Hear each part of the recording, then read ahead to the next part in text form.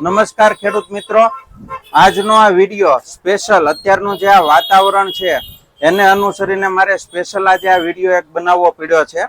બરોબર છે કે આ વાતાવરણને અનુરૂપ અને ખાસ જે શાકભાજી વાળા આપણા ખેડૂત મિત્રો છે કે જે આપણી ચેનલ સાથે જોડાયેલા છે, બરોબર છે, એમના માટે આજે મારે વિડીયો ખાસ બનાવીને મૂકવો પડ્યો છે.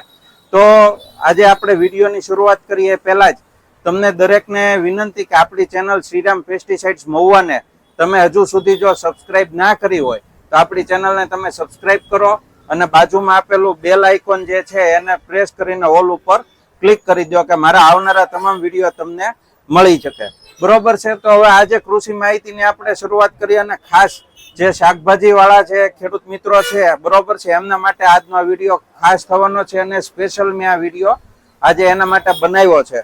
તો હવે આજની જે પરિસ્થિતિ છે ટૂંકમાં આપણે જોઈએ તો છેલ્લા 7-8 દિવસથી વરસાદી વાતાવરણ છે, બરોબર છે. તો આ વાતાવરણની અંદર આપણું જે ઘણીવાર શાકભાજી શરૂ હોય, દાખલા તરીકે ગુવાર, ભીંડો, તુરિયા, દૂધી, ચોળી, કારેલા, મરચા, ટમેટા, રીંગણા, આ જે વસ્તુ આપણે શરૂ હોય આપણા ખેતરમાં, જેનું ઉત્પાદન આપણે શરૂ હોય, તો આ કન્ડિશનની અંદર ટૂંકમાં એક ધારું ભેજવાળું અને વરસાદી વાતાવરણ રહેતું હોય તો એના અંદર એવું બની શકે કે એ મોલાદ ગ્રોથમાં ચડી જાય, ફાલ બંધ થઈ જાય, એટલે ટૂંકમાં ઉત્પાદન બંધ થઈ જાય. આવી મોટા ભાગની ફરિયાદો આવતી જ હોય છે, દર વર્ષે આવતી હોય છે ખેડૂત મિત્રોની.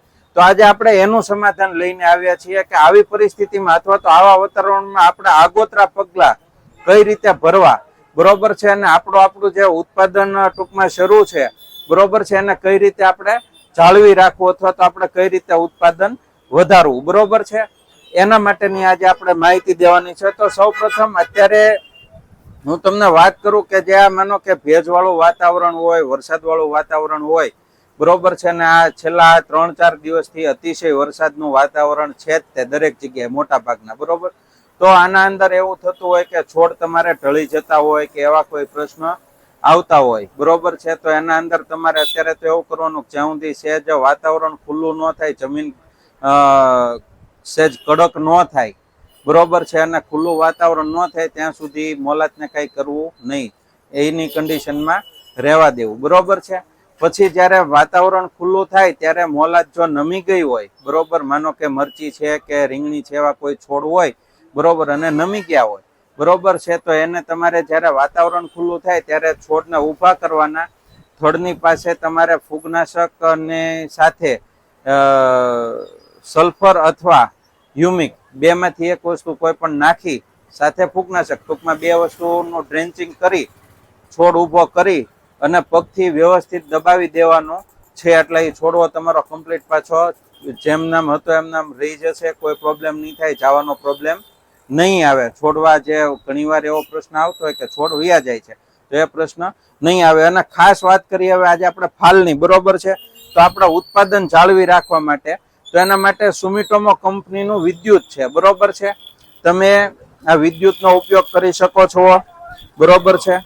પછી લસ્ટરનો તમે ઉપયોગ કરી શકો છો. આ લિટમેક્સ કંપનીનું લસ્ટર છે, બરોબર છે.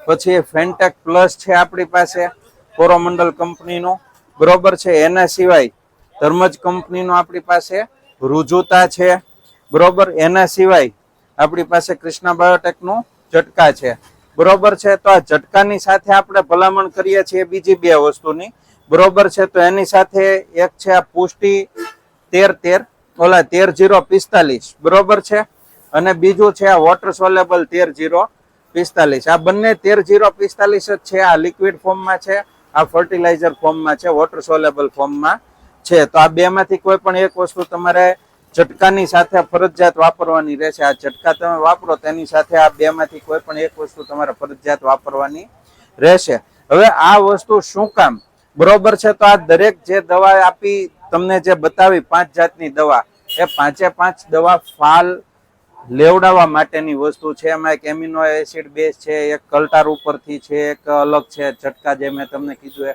બરોબર. તો આ કોઈ પણ દવા તમારે 5માંથી એક જ પસંદ કરવાની છે, 5 દવા નાખવાની નથી, બરોબર છે. 5માંથી કોઈ પણ એક દવા તમારે પસંદ કરી અને એક દવા તમારે તમારા મોલાદની અંદર વાપરવાની છે. હવે એ કઈ રીતે અને શું કઈ રીતે વાપરવી, બરોબર છે. અને તમારા ખરેખર ખેતરની અંદર કન્ડિશન શું છે, પછી તમારો જે મોલાદ જે છે એ કેટલા દિવસની થઈ છે, બરોબર છે, એના ઉપર ઘણીવાર બધી દવાઓના માપથી લઈ અને આધાર રાખતો હોય તો એના માટે તમારે અમને કોલ કરવાનો રહેશે કે દિલીપભાઈ અમારે અત્યારે માનો કે રીંગણી છે, મરચી છે, ટમેટી છે કે XYZ ટૂંકમાં મોલ છે, બરોબર, આટલા દિવસનો થયો છે, હજી એમાં ઉત્પાદન શરૂ થયું નથી. અને ખાસ દૂધી, તુરિયા, કારેલા કે આવા જે મોલાત વાવી હોય કે જેનો શરૂ થવાનો સમય હોય પણ હજી શરૂ ન થયું હોય તો એ લોકો પણ ખાસ અમને કોલ કરી અને માહિતી પૂછી શકો છો. આ સાથે જ આ માહિતી તમારા જેટલા પણ ગ્રુપ છે એના અંદર વધારેમાં વધારે તમે ફોરવર્ડ કરો કે જેથી આનો લાભ બધા લઈ શકે, બરોબર છે. એ સાથે જ મને રજા આપો. જય જવાન, જય કિસાન.